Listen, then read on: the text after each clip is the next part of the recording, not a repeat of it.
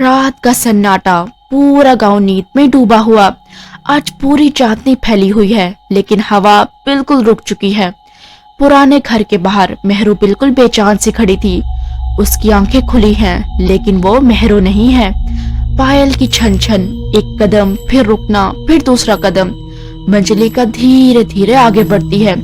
आंगन के बीच बाबा शंकर खड़े हैं, हाथ में तस्बीह, चेहरा बिल्कुल शांत। बाबा शंकर बोले, मुझे पता था तुम जरूर आओगी।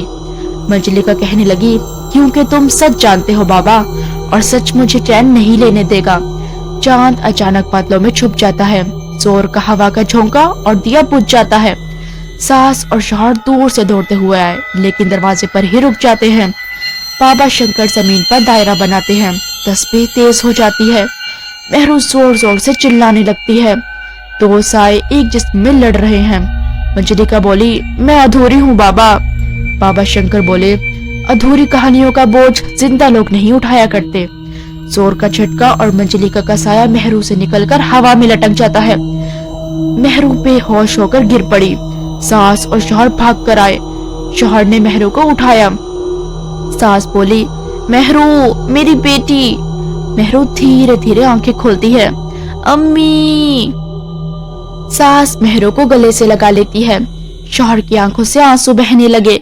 शौहर बोला, शुक्र है मेहरू, तुम वापस आ गई। सास कहने लगी, अब कोई तुम्हें नुकसान नहीं पहुंचा सकता।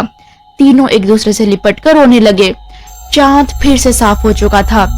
बाबा शंकर मेहरू के करीब आते हैं।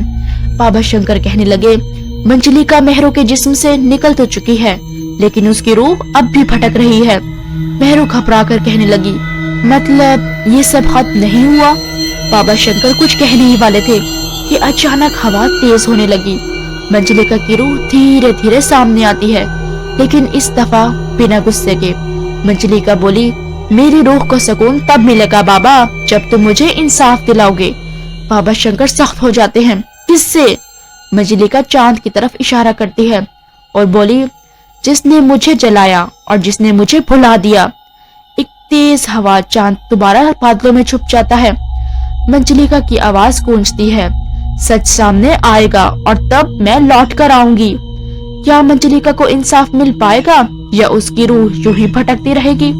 जानने के लिए हमारे चैनल को लाइक, शेयर और सब्सक्राइब करें।